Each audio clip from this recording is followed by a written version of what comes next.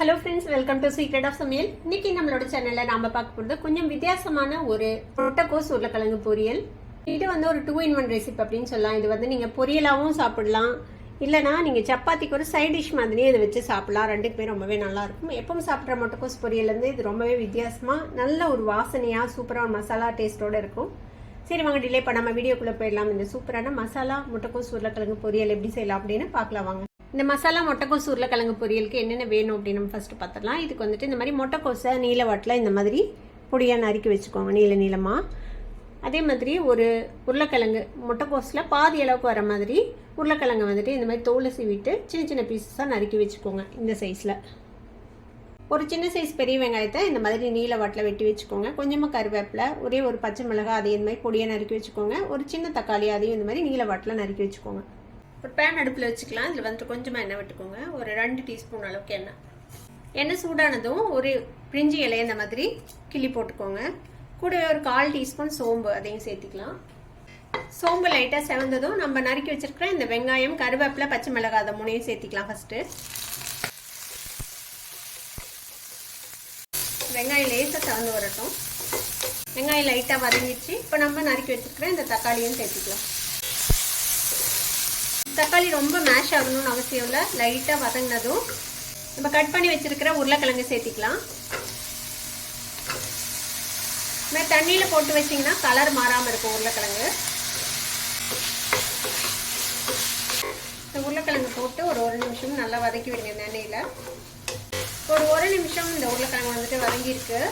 இந்த ஸ்டேஜில் கொஞ்சமாக தண்ணி தெளித்து இந்த உருளைக்கிழங்கை லைட்டாக வேக வச்சுக்க போகிறோம். ஒரு 2 கையளவுக்கு தண்ணி தெளிச்சிருக்கேன்.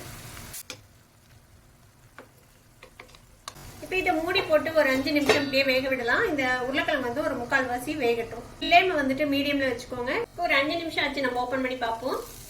இப்போ பாருங்க, நம்ம விட்ட தண்ணி எல்லாம் சுண்டிடுச்சு. தேவைப்பட்டா இன்னும் கொஞ்சம் கூட நீங்க தண்ணி தெளிச்சுக்கலாம். ஒரு வேளை பாதி அளவு இது குக் ஆகாமல் இருந்துச்சுன்னா லேசாக நசுக்கி பாருங்க ஓரளவு குக் ஆயிடுச்சான்னு சொல்லிட்டு. பாருங்க, இந்த மாதிரி கரண்டியால் பண்ணால் இது வந்து கட் ஆகுது, ஓரளவுக்கு வெந்திருக்கு. இப்போ இந்த ஸ்டேஜில் நம்ம வெட்டி வச்சிருக்கிற இந்த முட்டைக்கோஸ் சேர்த்திக்கலாம். முட்டைக்கோசையும் இதோட சேர்த்து நல்லா வதக்கி விடுங்க.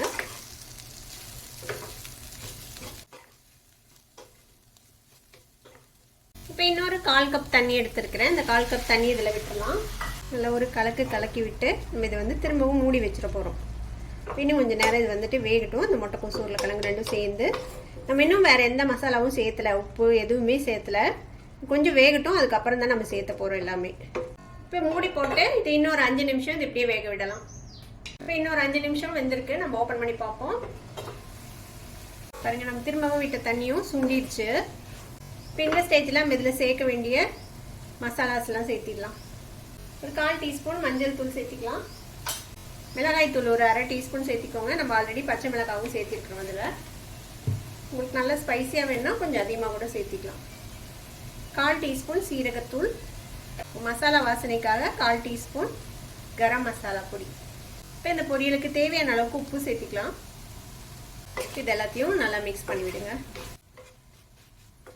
இது எல்லாத்தையும் நல்லா கலந்து விட்டு திரும்பவும் நம்ம மூடி போட்டு நல்லா லோ ஃப்ளேமில் வச்சுட்டு இன்னொரு 5 நிமிஷம் இந்த மசாலா உப்பு எல்லாமே நல்லா பிடிக்கணும்ல இந்த முட்டைக்கோஸ் உருளைக்கிழங்குல, அது வரைக்கும் இதை வந்துட்டு வேக விட போகிறோம். இதுக்கு மேலே இதில் வந்து தண்ணி சேர்த்த தேவையில்லை. மூடி போட்டுடலாம். இப்போ இன்னொரு 5 நிமிஷம் இது அப்படியே லோ ஃப்ளேமில் வேகட்டும். இப்போ இன்னொரு 5 நிமிஷம் ஆச்சு, நம்ம ஓப்பன் பண்ணி பார்ப்போம். பாருங்க, நல்லா வதங்கிருச்சு நம்மளோட முட்டைக்கோஸும் உருளைக்கிழங்கும் சேர்ந்து. உருளைக்கிழங்கு வந்து ரொம்ப மேஷியாலாம் குக்காக இருக்காது, லைட்டாக ஒரு கிரஞ்சோட இருக்கும், கடிச்சு சாப்பிட்ற மாதிரி ஒரு டெக்ஸ்சரில் இருக்கும். உங்களுக்கு வந்து உருளைக்கிழங்கு நல்லா சாஃப்டாக வேணும் அப்படின்னு நினச்சிங்கன்னா உருளைக்கிழங்கு நம்ம முட்டைக்கோஸ் போடுறதுக்கு முன்னாடியே இன்னும் கொஞ்சம் தண்ணி தெளித்து உருளைக்கிழங்கு இன்னும் கொஞ்சம் சாஃப்டாக வேக வச்சுக்கலாம். நான் இன்னைக்கு நான்ஸ்டிக் பேனில் செய்கிறேன், அதனால கடைசி 5 நிமிஷம் நம்ம மூடி வச்சு பெருசாக நம்ம திறந்து கிளறி விடலைனாலும் நல்லாவே இருக்கும். நீங்கள் நார்மல் பேனில் செய்கிறீங்கன்னா இடையில திறந்து கிளறி விட்டுக்கோங்க, இல்லைன்னா அடியில் வந்து பிடிச்சிக்கும். மசாலா முட்டைக்கோஸ் உருளைக்கிழங்கு பொரியல் ரெடி ஆயிடுச்சு. அடுப்பு ஆஃப் பண்ணிடலாம்.